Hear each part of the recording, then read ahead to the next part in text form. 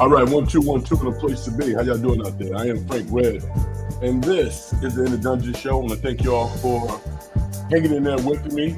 I wanted to make sure that the visuals looked a lot better than they did last week. That's on me. I apologize.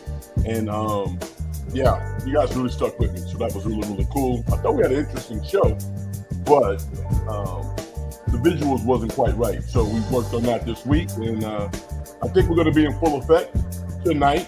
We're thinking about the show all week in terms of where we're going to go with it. And it's kind of an interesting time in the sports calendar for a lot of different reasons.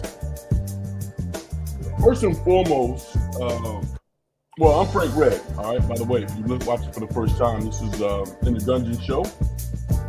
And thank you for checking this out. But as I digress, this is kind of an interesting time in the sports calendar because everybody who are basketball fans are essentially waiting for the playoffs to start. The regular season at this point in the minds of a lot of us is over unless you're rooting for your own individual team. You know, when the Knicks are playing, my eyes perk up a little bit. I'm interested. I'm trying to see what they're doing, how they're playing, so on and so forth. If you're a Golden State Warrior fan, which a lot of our listeners are, I don't know. I'm interested in getting your view on where you are at this point. Because for the first time in over a decade, to me, the Warriors are just not that interesting to watch. They're very professional. They play hard, and when teams slip up because of their superior coaching and the professionalism of the players and their desire to win, they beat teams that they probably shouldn't beat. But it's coming down to the end, every game. It's not like they're blowing anybody out.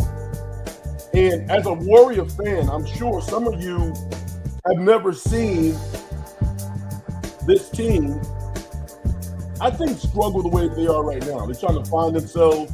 A lot of guys on the team don't know if they're going to be back next year.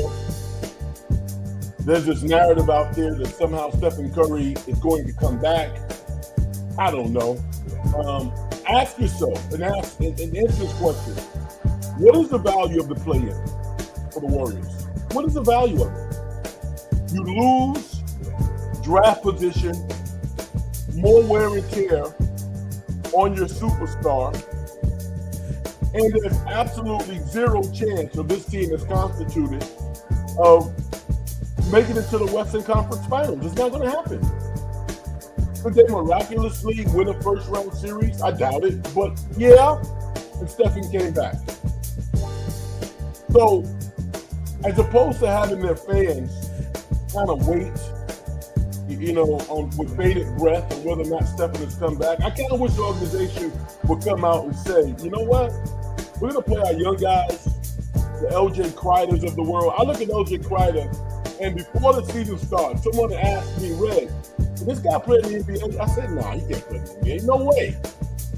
And because of his stick-through-itiveness, his intestinal fortitude, he's exceeded the expectations everywhere he's played. This guy is playing in the NBA and playing a lot like he did when he was at Baylor and certainly when he was at Houston. Getting opportunity shots and knocking them down. That's what he's doing. I'm happy for him. I mean, I really am. I couldn't be more elated to see players prove me wrong because I'm right a lot. And I don't know if this guy has a career or not. I really don't. But I know that right now he is playing, and I am extremely happy for him. That's the story. I don't even want to see Al Horford burn up all of these mouths on his body because he looks like he has more than a little bit left. As a 39-year-old guy, I want him back next year. I do. But I don't want to see him burning the tread off of his tire. I don't want to see that. With regards to Kristaps Porzingis, at least he was on the court.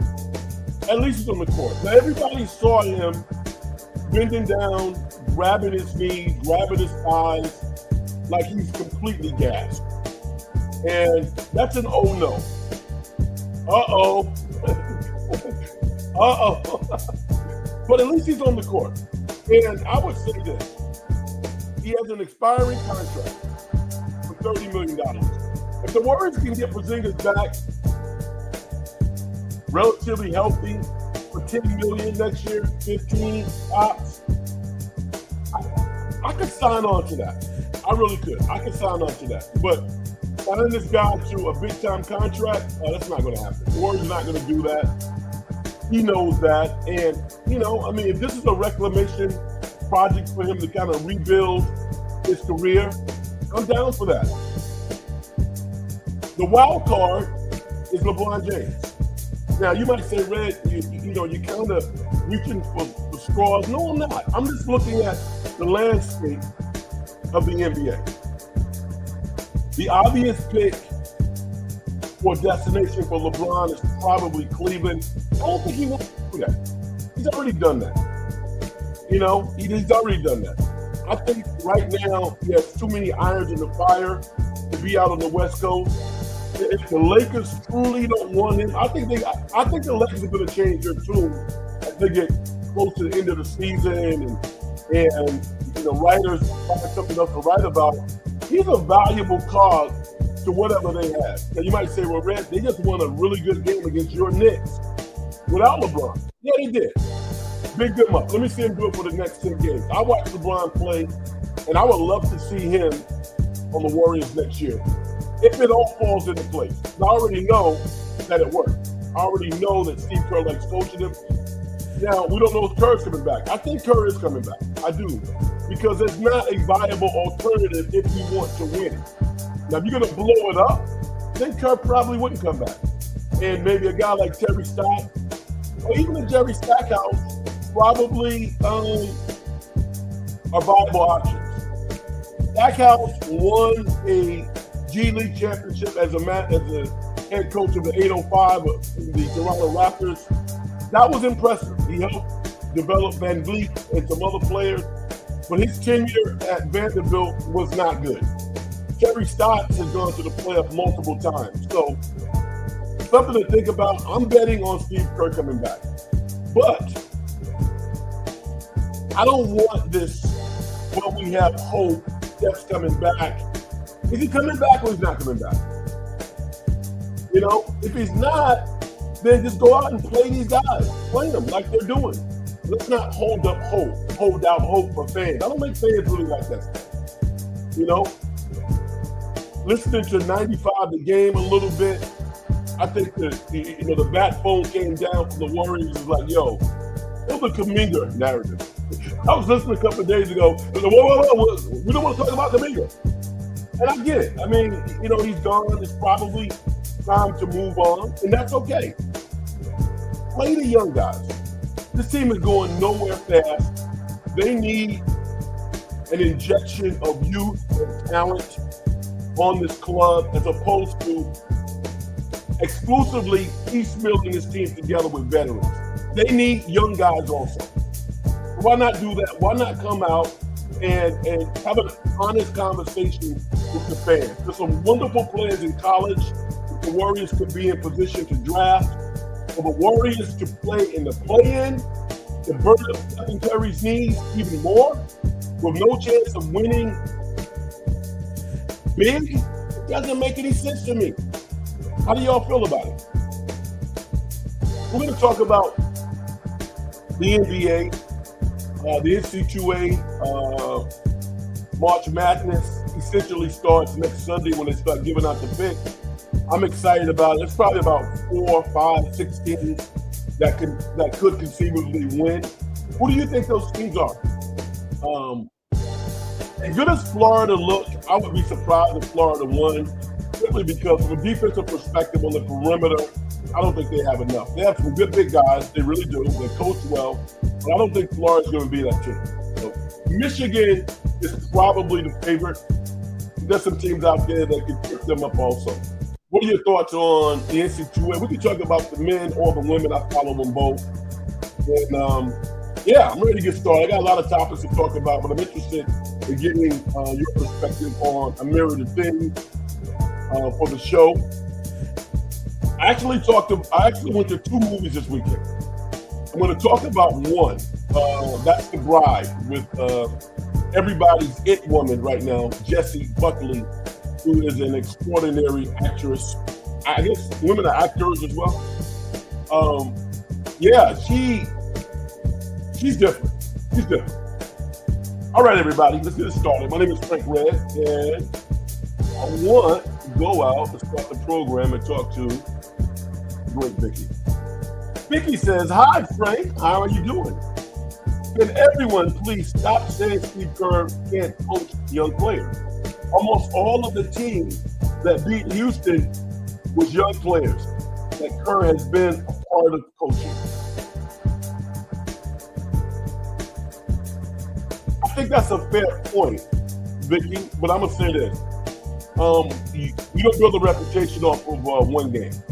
And I would say this. Houston lost that game more than the Warriors beat them. And I think if you have any trepidation about the Houston Rockets and where they might end up in the playoffs, that was Exhibit A. The Warriors did everything within their power to put themselves in a position to win. And Houston said, okay, win. Take the game, Warriors. You know, we are profoundly better than you are, but we're going to let the Warriors win the game. Why? Because the Houston Rockets cannot execute a half-court offense. I've been saying that now for 6-7 months. It's obvious. I like Reed Sheppard, good player. He should be in Sacramento, right? He should be in Sacramento with not a lot of pressure, a lot of room to go out there and just, lift up jumpers and probably average 18, 19 a game. If you want to win a championship, I don't think he's the guy that's going to get it done for you right now. I would love to see Houston move away from Reed Sheppard and maybe offer, a really good young player on their team. I mean, you might say Jabari Smith is too much with Reed Sheppard to get a top 5 pick. But I've been thinking about this now for the past 2 or 3 days after the Warriors beat Houston. I would love to see Houston get Colvin, the guard from Houston, point guard 6'4", or Darius Acuff Jr. I think Darius Acuff Jr. would be awesome in Houston. He's an Emi Udoka type of guard, Marcus Smart, with better offense, unflappable. He's what they need. They need a strong point guard. They really do. And I look at Kevin Durant. I think Kevin Durant has a 2 to 3 year window. I don't think it's a 1-year deal. They got enough. They got the young Thompson. They got KD. They got Şengün. They need to execute in the half court. And the Warriors, once again, show why this trepidation. The Warriors beat San Antonio twice. Why? Because San Antonio are really not a good half-court team. They're not. Vicky says, hit the like button and subscribe to Frank's channel. Thank you, Vicky. I appreciate you so much. JK has missed 2 games for Atlanta. Yeah, I did a little research, and ironically, it was a similar injury that he's had before. In a recent game against the Dallas Mavericks, he knocked knees with someone, and he had a legitimate bruise. He did an MRI, and there is some inflammation. And from the Atlanta Hawks perspective, they are already a good team. I don't think they're worried at all. They continue to win, and I just think that they look at Kuminga as a guy who can take them to the next level, even though they want him on the court. Let's be honest. But at this point, to grab a guy, a ready-made player like a Kuminga, and all you have to do is pick up his 1-year option for $24 million. I think they're ready to hit the like button on Kuminga. So we all want to see him play. Networks want to see him play. But if he's legitimately hurt, then they gotta, just kind of chill, let that heal. It's not catastrophic, and I think he'll be back. Patrick, how you doing, man? Thanks for stepping in the dungeon. Appreciate you. What do you think of Cameron Boozer? I like Cameron Boozer. he's not going to be the best player in this year's draft because he's not special athletically. And the NBA is a league of freaks. He's not a freak. He is a athletic player, above average athleticism, who is skilled, but he needs to be on a good team. He really does. Can he take a team to the next level, i.e. Utah? Yeah, you don't get worse with Cameron Boozer on your team. But ideally, this young man needs to be on San Antonio. You know, he needs to be the second, third best player, and he's going to do all the dirty work. He's going to average 10 rebounds a game. I would love to see him on the Boston Celtics. God, you know, he's that type of player, high IQ. So I like him, but would I take him number one overall? No, I would not, because I think that invariably you would be disappointed. Not a freak. He's better than his dad. His dad was not a freak. His dad was a very good player. Keys, how you doing? Thank you, man, for stepping in the dungeon. Appreciate you. What's up, Frank? Hope all is well. Max Crosby just made me a big Ravens fan. Are they a Super Bowl favorite? I think they are. I think that the Ravens are. They still got a great running game. Lamar Jackson showed everybody what he has in the tank left. A lot of people was ready to cast this guy off. In the playoffs, he was money. So I think that they said, Zay Flowers, I mean, they have enough. And all of a sudden, they got one of the premier pass rushers in the NFL that does not take plays off. I like Baltimore. Baltimore, I think, is in a position to really make some things happen. I'm not totally sold on New England. I think moving on from Diggs was more than football, and I think that might come back to bite New England, because Diggs did for Josh Allen what he did for Drake May, the same thing. Diggs is a small window catcher and very few drops to give the quarterback great confidence. To move on from him without explicitly speaking to why, I'm scratching my head. Now, he has to get through the courts. He has to, deal with his legal issues and all that stuff. And those are real issues. The NFL is really image conscious. I get it. But that guy can still play football. He really can. I mean, as a 49er fan, would you want that guy on your team on a one-year rental? I mean, suppose you lose Juwan Jennings.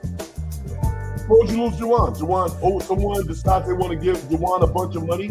Maybe go to Tennessee to play with Robert Saleh. Would you want Diggs on your team? As a football player, forget about the other stuff.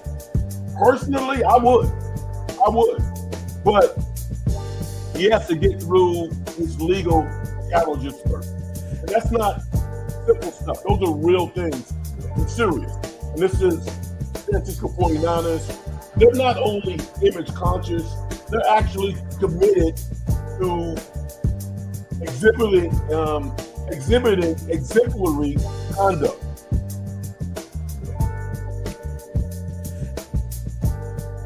That's their brand. It's not a joke. That's their brand. So that's something to think about as an organization, and certainly as a 49er fan.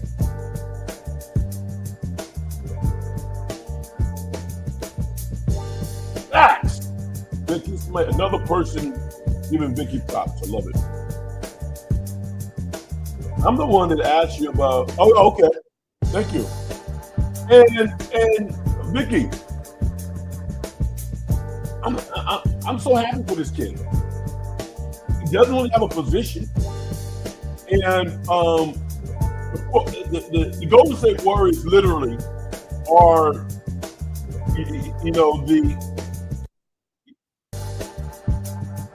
This is going to sound hard, but it's not hard. It's an analogy. The Warriors are kind of, the home for misfit toys, if you will.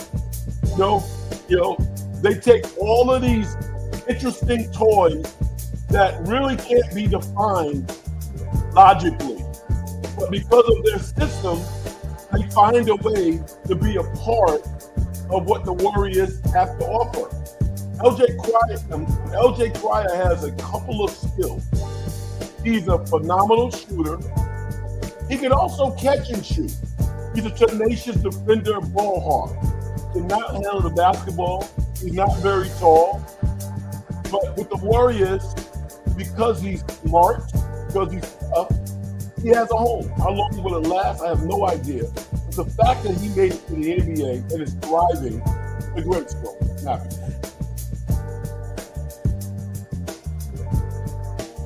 Vicky, this is a hot take. Hot take. Steve Kerr is going to coach the Lakers.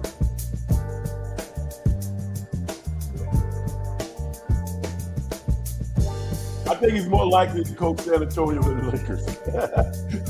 But the Lakers' dollars are real also. This is a money game. If you're Steve Kerr and you got the energy and somebody wants to pay you $15 million a year, which is what his rate is, allegedly,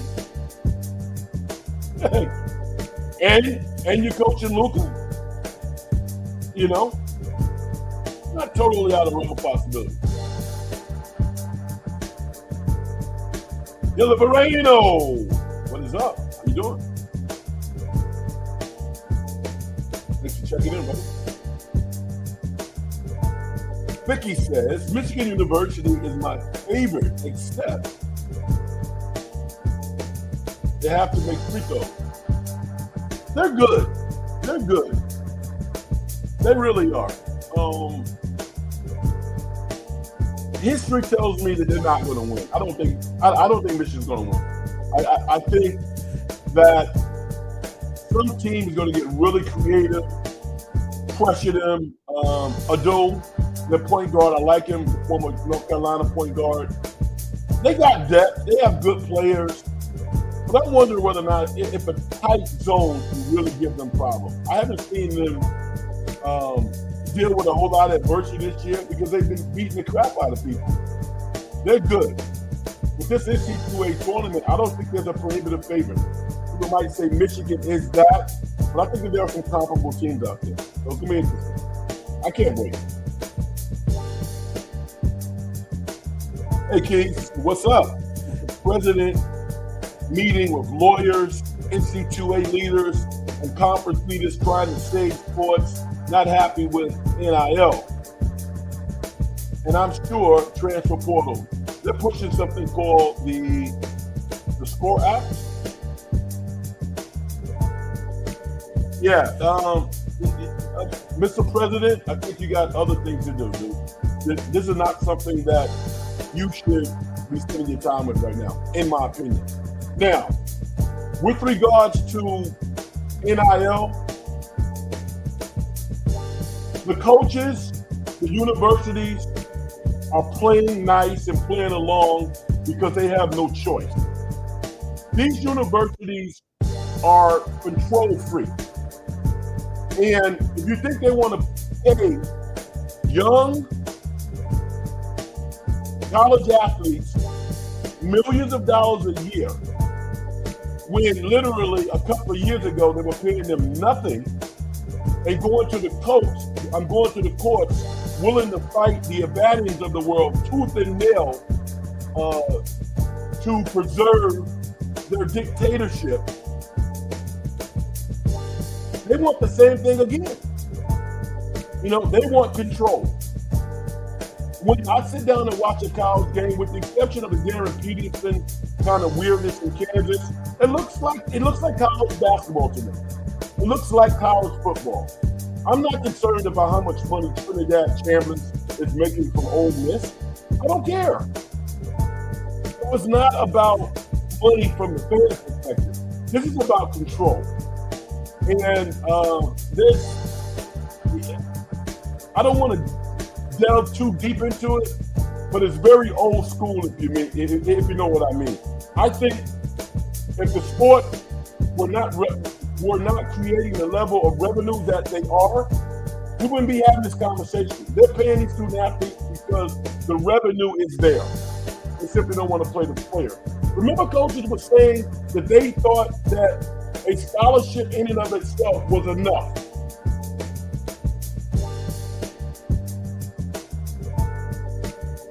basketball head coaches are making millions of dollars a year. Doesn't seem right. Gravy 707, how you doing? Reed Shepherd can't guard. Take him to the block. Yeah, I mean, it's pretty pathetic. I like Reed Shepherd, and he's not a small guy. Reed Shepherd is 6'3". He's not small, and he's not skinny, but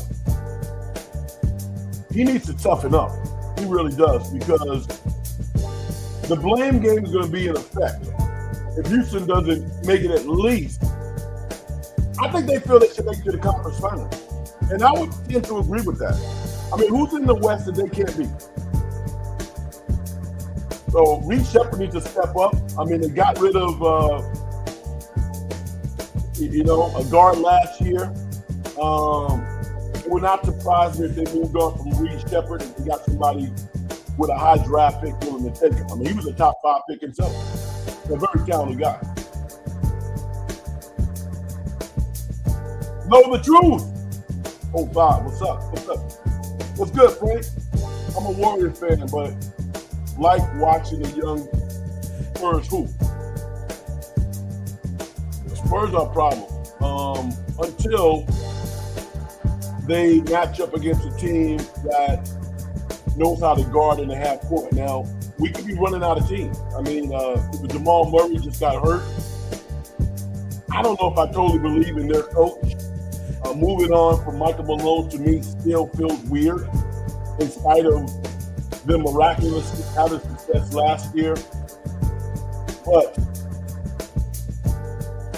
San Antonio, to me, in the half court, I think they are kind of putting tape on a lot of different areas. I mean, obviously, you have a generational player in Victor, but De'Aaron Fox doesn't even play point guard anymore there. Ron Harper's kid. Dylan Harper's really their de facto point guard, if you will. That scares me against a really good team in the half court.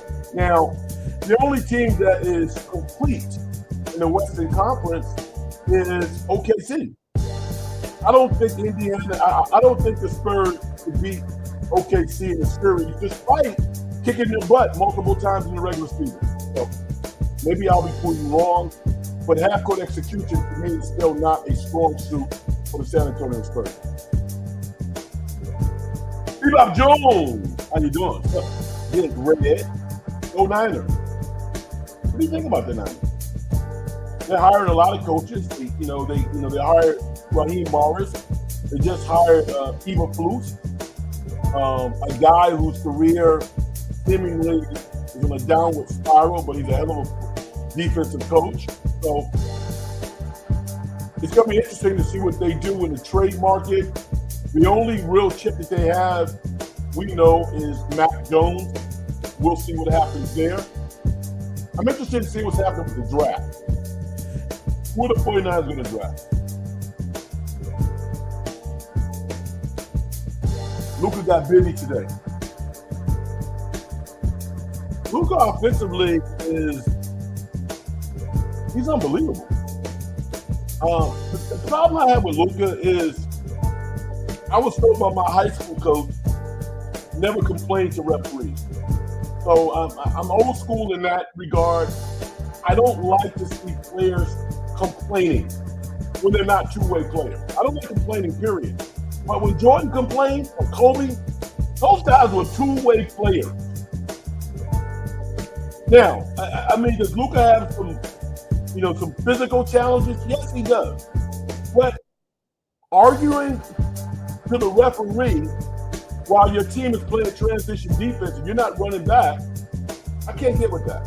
So as long as he's giving maximum effort, I'll take him any day of the week. The guy is an amazing player. He really is. But I want to see him do that in the course of 82 without LeBron. I do. And I think LA is tired of LeBron. I'm not tired of LeBron. I would love to see LeBron in the bed playing for the Warriors. At least for a year.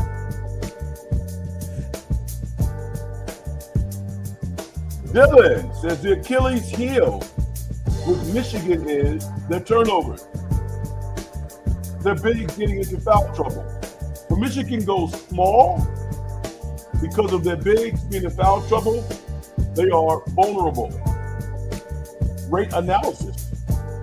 Great analysis. I'm going to watch that a little closer now because I didn't recognize it in the Big Ten championship. So I'm going to watch that. That's an interesting thing. Vicky says, no word on the WNBA. Week gone already. What was the deadline? Was the deadline the 10th, Vicky? I think it was the 10th. I think they're going to get it done. There's too much money involved. The Unrivaled has been a hit. So women's basketball is clearly something that people love, like, and willing to spend money for. I think in the third hour, they're going to find a way. That's how these things generally happen. I don't think the ladies are going to get everything that they want. I think their contract will be remarkably better than it has been in the past. And I think they'll be able to take that to their players and claim victory.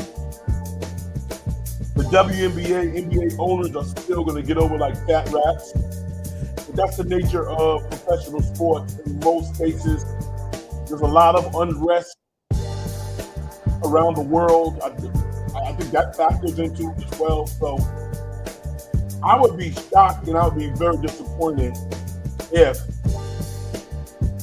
the WNBA, NBA, and their players don't find a way to reach an agreement. I think they're going to get it done. He says no players or refs from the kids were present. Not fair. Take to the courts ruling. I totally agree with you. Totally agree. But again, this is a dictatorship. It's always been a dictatorship. Always. And don't get me wrong. Being on scholarship like I was, graduating in 4 years, and not owing Fordham University a dime, I felt really, really good. Then I went to grad school and played a year of football there as well. So I am not downplaying the value of a college education. But let's be real. Let's be real. Colleges and universities are still wonderful opportunities for young people who are interested in education. But when you look at some of the resumes of some of these players, when they've gone to 3, 4 schools, are they really interested in education? No, they're not. Colleges at this point are serving as minor leagues for professional sports. They are. I don't have a major problem with that. The problem that I have is when you're not willing to say it, when you want to hide behind the umbrella of higher education. That's a bunch of bull. This is business. And if you're going to go into business, then everybody should benefit, including the players, financially.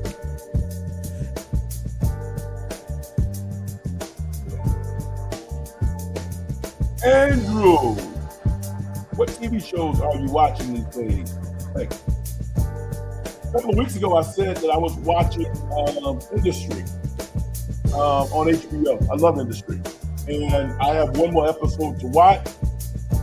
I watched last night. So yeah, Industry is really the show that I watch the most because I don't have a lot of time.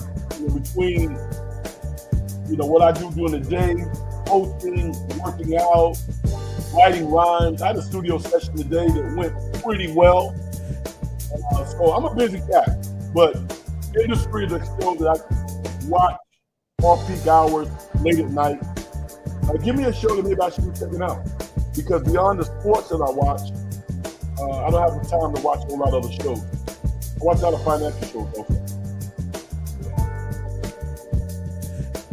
And Vicky said the WNBA, the date set was the 7th. Well, the fact that they didn't come out with any Vicky, the fact that they didn't come out with anything kind of speaks to the fact that they're probably still negotiating.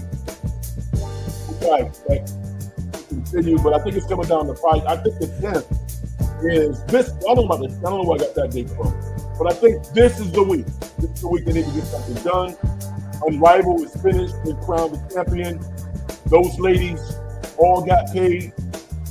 So yeah, it's time to get to the bargaining table and work something out. One of the interesting things about the Warriors, and I would love to hear your comment on this, D'Anthony Milton could conceivably play so well that he prices himself out of the Warriors' bucket, because I can't see the Warriors paying him top dollar. I can see the Warriors paying him $15 million a year if they have to. He's had a very serious knee injury. I've heard reports out there that he's worth in excess of $20 million. I can't see that happening until the Steph Currys of the world are no longer there. I think if he wants to be a part of the Warriors, he's going to get a good contract, but I think it's going to be probably somewhere around 10 to 15 million, probably 15. I don't see the Warriors going beyond that. I can see, some starving team out there breaking the bank for him. I could. So I hope he is able to stay with the Warriors, but it wouldn't surprise me if somebody writes a bigger check.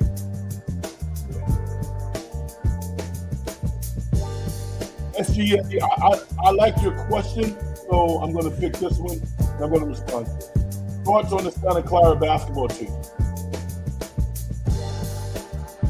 I think Herb Sendek, the head coach, former coach at North Carolina State and Arizona State, I think he's sitting on a gold mine.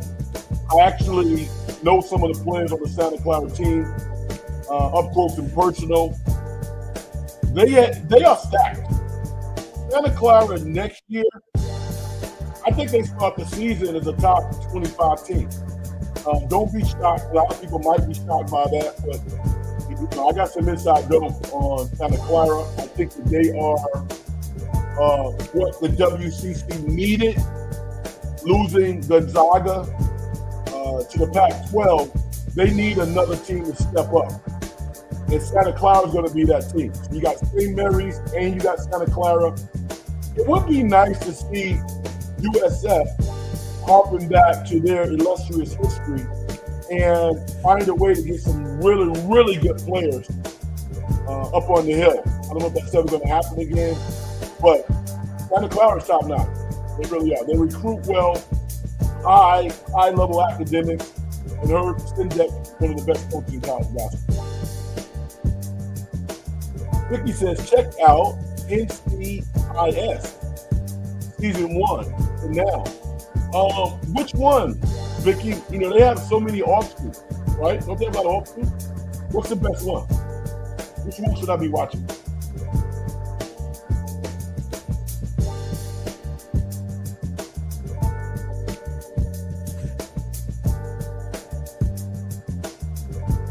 I want to talk about Jason Tatum coming back. Now, I had said that I wasn't adamant about it, but I didn't particularly want him to come back this year. Now, am I upset that he's playing? Absolutely not. Does he look like he is MVP caliber Jason Tatum? Not yet. We wouldn't expect him to be. But I have no problem with the playing. If they kind of build him up and he doesn't really have to go out there and be Superman, just go out and play. I have no problem with it. And he certainly gives the Celtics a stronger chance to come out of the East. Because if any team, to me, rivals the Golden State Warriors in terms of what their approach to basketball is, I think it's the Boston Celtics. Now, OKC's smart. San Antonio is smart. But Boston just looks like a veteran team, don't they? They look like some of those vintage Warrior teams. I mean, just really solid in every aspect of the game. Derek White, one of the best perimeter defenders. Jaylen Brown, one of the best two-way players in the game. Jason Tatum. They got depth. They are really good. They really are. It's good for Jason Tatum. I'll never be against anybody who loves basketball who wants to go to work. But one of the things I want to talk about, we kind of got on a tangent a little bit with the Warriors, but I wanted to big up Draymond Green. If ever February was a horrible month for some people, it was that for Draymond Green. He was just god-awful in February. And I think he might have lost his confidence a little bit. I think he did. But he's worked himself back into a mindset that is allowing him to have some really great games over the past week or two. And I just want to big him up for that. And you ask, well, why? Because the role players on the Warriors are actually playing really well. Hodge, G. Santos, Milton, LJ Cryer, all these guys are playing, being stars in their roles. And Draymond Green's biggest asset is having the ability to play off other players. But when his teammates are playing well, he looks a lot better. When his teammates are not playing well and the onus on him becomes more offensive oriented, then he doesn't look good. But right now the Warriors are playing really good team ball. In spite of not having really, really talented players on the floor at any given time, they're playing great basketball. They really are. Al Horford, everybody's playing well right now. And that is giving Draymond Green an opportunity to do what he does. His defensive effort on Kevin Durant the other day was phenomenal. Really was. I'm going to talk about my Knicks. Now, I didn't watch the game. I was busy. I'm not going to lie if I watched the game. But the Knicks losing to the Lakers on the road without LeBron, it's just awful. It's god awful. Especially after blowing out Denver. You go to LA and you get beat by that team? Now, someone might rail on Mike Brown. I'm not going to do that to Mike Brown. I'm not. At this point in your career, if you're really championship caliber, which I think the Knicks are from a talent perspective, it's not on the coach. You got to go out there and you got to play. Think about their roster. Mikal Bridges, Anunoby, Pat Williams, Jalen Brunson, Jason Hart. This is a championship caliber roster. You should not be losing to the Lakers without LeBron. That's not on Mike Brown. He's responsible, but it's not on Mike Brown. I hate to agree with Charles Barkley. Being somewhat facetious. But like Charles, I like watching Charlotte. I really do. And it's like, it's weird. Isn't it weird to be a basketball fan and like watching the Charlotte Hornets? You got to go back to the Larry Johnson, Glenn Rice days when they were really, really good. They had a good thing going in Charlotte. Well, right now, Charlotte Hornets are fun to watch. They really are.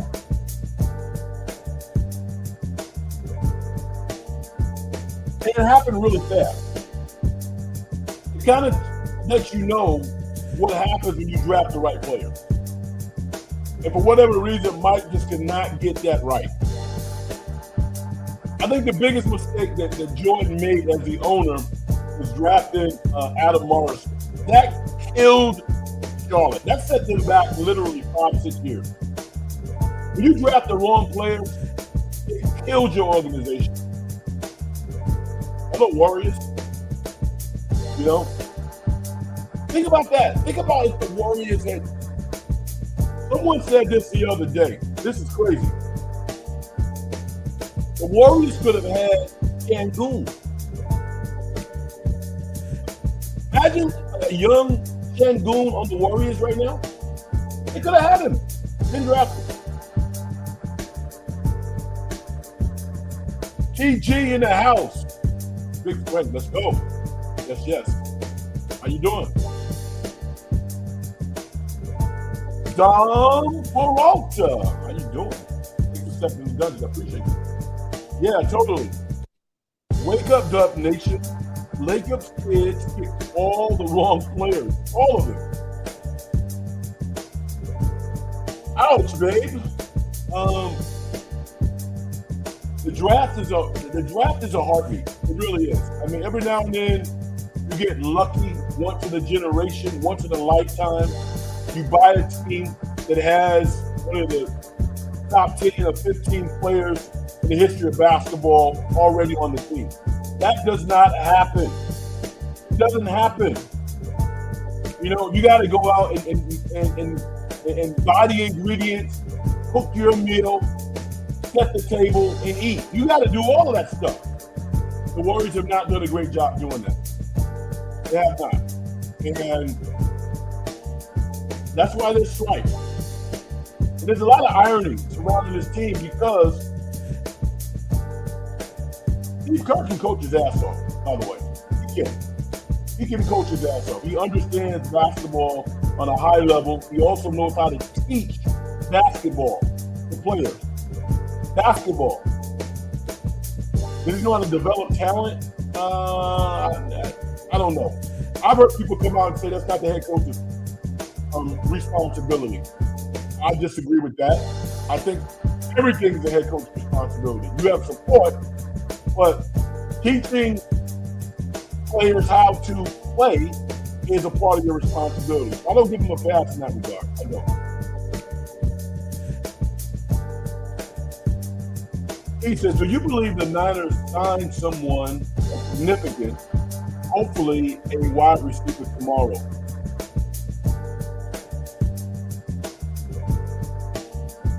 No, I don't think so. I think the 49ers think that they're smarter than most organizations. I don't know if they are. So I can see them going back to the well and drafting a wide receiver, knowing that Ayuk might come back, he might not. Who's out there? Who's out there? I'll be the first to say, I'm not scanning football tape, looking at Cal's draft board. I find that boring. I'm not very good at it. I trust my eyes. So, I mean, if you ask me, have I seen a player, and I can evaluate that player, but I don't know what the 49ers are going to do. I honestly don't. I mean, is the Debo return talk loony? Is that loony? I don't think it is, based on what they do offensively. They're never going to be a deep passing team. Never. Why? Because that quarterback doesn't have a strong arm. So sometimes I'm listening to content creators, and they talk a lot about speed. The Warriors, the 49ers don't have any speed. No, they don't have a lot of speed. But they don't have a strong arm quarterback either. That's why, to me, from a football perspective, Diggs makes a lot of sense on a one-year deal. Mike Evans makes a lot of sense. The only thing about Mike Evans, why would Tampa Bay move on from Mike Evans, the greatest wide receiver in the history of that organization? Why are they ready to move on from him? I don't understand that. Because he's been hurt over the past couple of years? I guess that could be the only rationale for doing so, but I don't think Mike Evans goes out there trying to get hurt. This is a guy who's had over 1,000 yards in 10 straight years?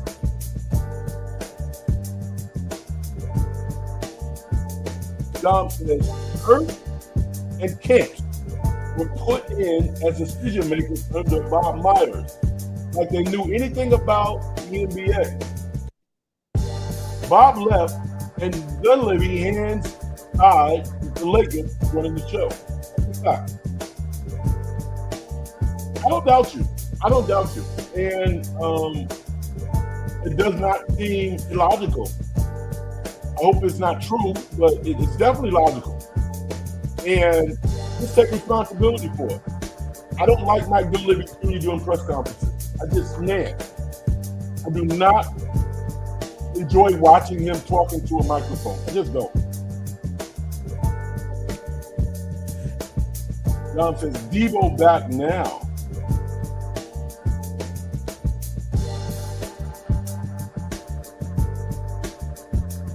Caleb Wilson broke his finger dunking in practice. Big loss. How often have you heard this happening? It's crazy. And it sucks because I think Carolina had a real chance to make it through the final 8. Maybe even the final 4 if they got lucky. Caleb Wilson is a phenomenal player. And it's terrible because the bar has been decreased dramatically. I think if Carolina wins a game, you would have to consider that to be a tremendous success.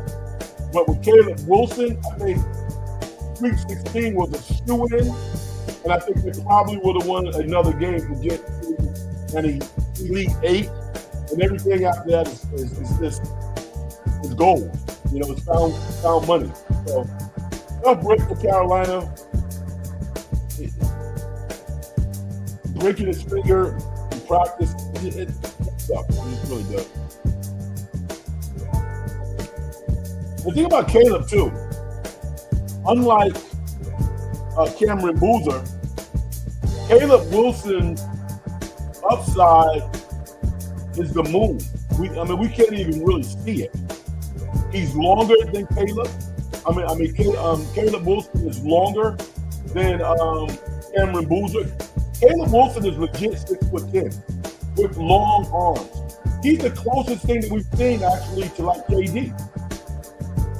He's going to fill out. He's going to be a good defender. I don't think he'll ever be a supreme offensive player, but he's a 20 and 10 guy. And he's going to block 2-3 shots a game. I mean, this guy's a player. And I think over the course of their careers, I think he's going to have a better career statistically than Cameron Boozer, although Cameron might win more championships depending upon where he lands in the draft. Tough break for Carolina.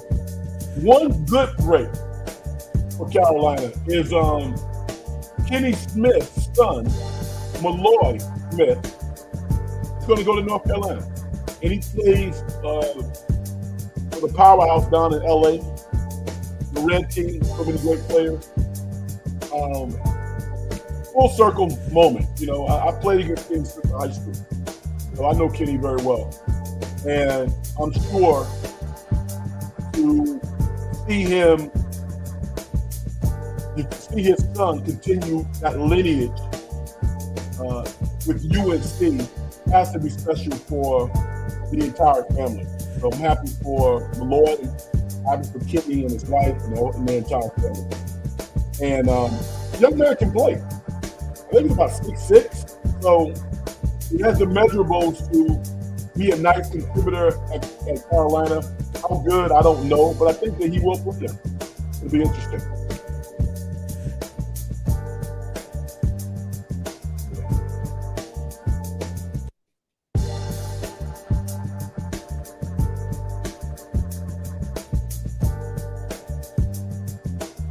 All right.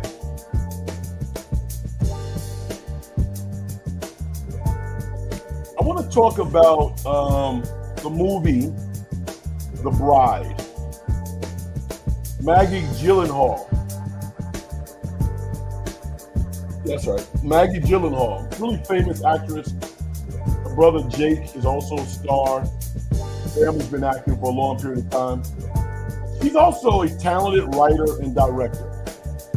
And she directed and I believe co-wrote this movie. It's called The Bride. And it reimagines the whole Frankenstein tale in which they rebuild Frankenstein in a lab. Well, The Bride takes on a different take on that whole story. And in essence, what it's about is Frankenstein, played by Christian Bale, feeling lonely, and wanting to have a mate. So he, along with another scientist, set out to find a mate for him, and they essentially find somebody who has died, and they bring her back to life. This character is played by Jessie Buckley of Hamlet fame. Rarely do you ever see an actor have two great performances in a row. Jessie Buckley has done that.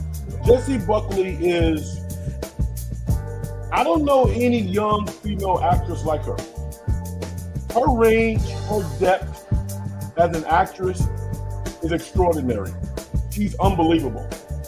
And as great an actor as Christian Bale is, and I think most of us who watch films would say that he's a great actor. I think as soon as they started filming, he kind of knew that his primary job was to create a platform for her to do her thing. You know, be the great soldier, be the great teammate, and let her cook. And that's what she did. It wasn't a unbelievable script. It wasn't. It was shot very well. It was directed very well. But this was about her acting. Jessie Buckley. I think they're going to show this film in high-level acting classes. She's that good. So, they get together, 1930s, madness ensues.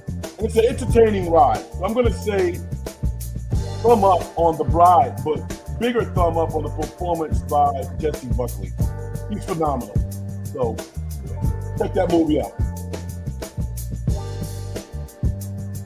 Vicky says the other good TV show to watch is Bull. Never watch a show called, okay. He says, is it true Curry had to apologize for telling reporters Porzingis had an illness that Porzingis didn't want to be disclosed? Whoa. I don't think it was that deliberate, but I think Kurtz has come out and said that what he said was stupid. Those are his words, or dumb. I'm not quite sure what it was. But I think he overstepped in ways that he did not want to do. With regard to Porzingis, it happens. You know, they can move forward. I'm happy Porzingis got on the court this weekend.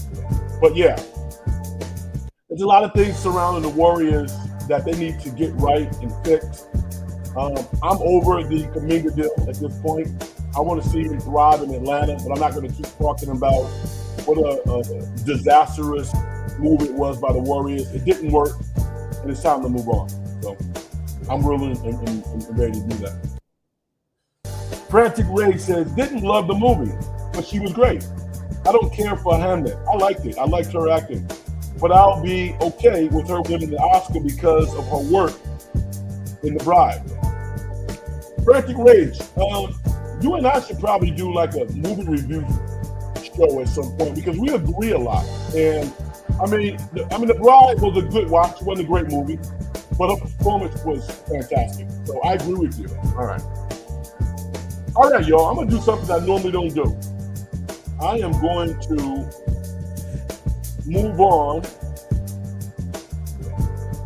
After 1 hour, this is a 1 hour show. We usually do 90 minutes. I think 1 hour is enough considering the landscape. NFL free agency is about to start. We'll be talking more about the NFL draft. The NCAA is in full effect. All of the conference tournaments are starting. We're going to know the 68 teams next Sunday night. We're going to have an incredible show. I'm going to go to the Warrior game on Tuesday night and take on the Chicago Bulls. That'll be my first game of the year. If anybody's going to be at the game, hit me up on X or Twitter. Maybe we can meet. I would love to do that. I don't know if I've met many of my supporters, but I'm going to be at the game on Tuesday night. We take on the Bulls. I'm looking forward to that. They play, I believe, Minnesota. Hold on. Yeah, they play Minnesota on Friday night. So they got a game on Tuesday that I think that they expect to win. But Chicago's going to come in ready and prepared to play hard against the Warriors. So that could be interesting. And then they got a tough battle on Friday night against the Minnesota Timberwolves. Hit me up on X if you want to chop it up. Subscribe to the channel. You guys are doing a great job supporting the show. The numbers are steadily going up. I appreciate that. But we got a long way to go. So if you like the show, if you like it, subscribe, hit the like button. It certainly helps me out. We got a clearer picture this week, which is important. I appreciate you. Let's get a couple more takes in here before I break up. He says, Chiefs and Eagles are smart for getting rid of expensive players and getting huge hauls because they're confident in their drafting success. I agree with that. Dylan, Frank, have you seen the trailer for Scary Movie 6? Looks hilarious. I did not see the trailer. Well, actually, I did see the trailer. I have not seen the movie. You go watch it and then get back to me and tell me why I should see it. All right. I saw a movie on the underground tip last night called Protector. I'm going to talk about that in the coming week. It stars the model who was in what was the movie with Chris Tucker and Bruce Willis? That movie. She's in that.